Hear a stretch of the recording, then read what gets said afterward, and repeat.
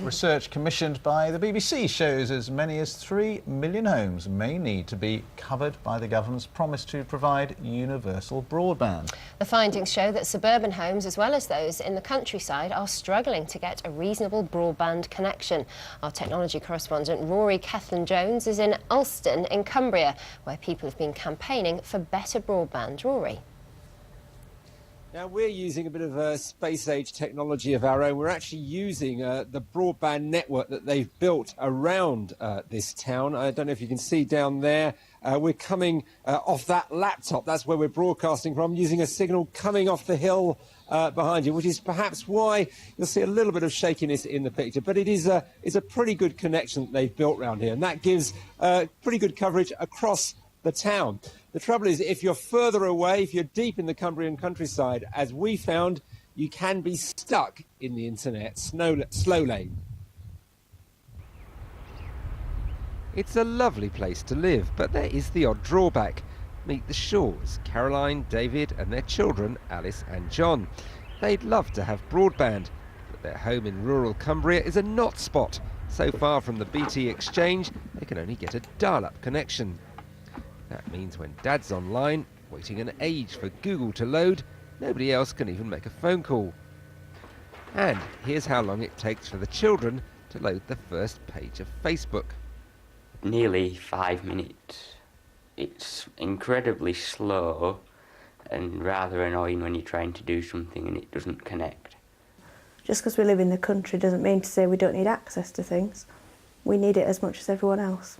After any TV programme, documentaries, things like that, for more information, go to the internet. And it just takes so long, it's virtually impractical. Now, it's fair to say only a tiny minority of homes are still in the same position as the Shaws, but far more struggle to get the 2 megabit connection that the government says everyone should get. Research for the BBC found that as many as 3 million UK homes couldn't get broadband at 2 megabits a second. Places with under 2 megs, the blue spots, or under half a meg, the red spots, are spread right across Britain. Not just in the countryside, but in and around major cities too. Alston in Cumbria has long been impatient to join the broadband fast lane. This house is just getting hooked up via Wi-Fi to the Cybermoor Broadband network. They're even digging up the country lanes to lay fibre optic cables and make their community network even faster. So at his very remote house, a few miles outside Alston, Jules Cady has quite a decent broadband connection.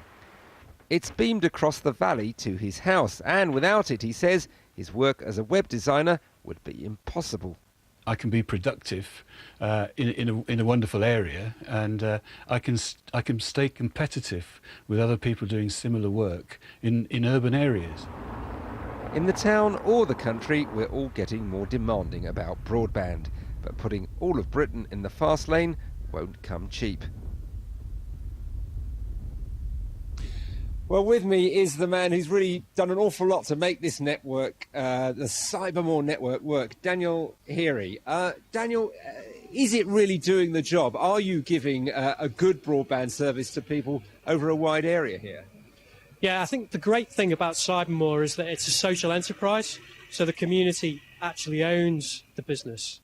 They also, they're able to download stuff, they're able to use the internet, and we're actually able to get out to really remote rural areas that some of the other ISPs just can't reach. I was with you yesterday. I was seeing people dig the roads up. I mean, that's a very expensive business, laying fibre optic cables to a few isolated farms. How on earth can you make that pay?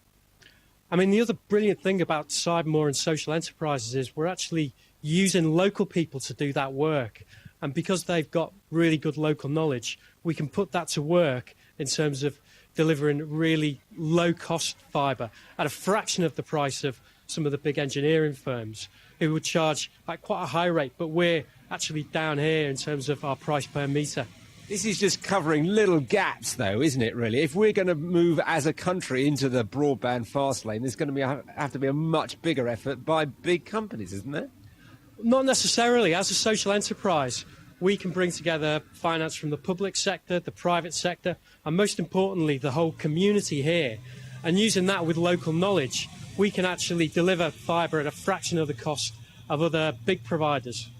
Well, Daniel, thank you very much. We've enjoyed using the Cybermoor broadband network to broadcast to you today. Hope it's looked good coming back to you. Rory, looks very good indeed. Thanks, Rory. Clear as a bell. Now, should we get some business news? Yes, some Simon's familiar joined names us. set to disappear from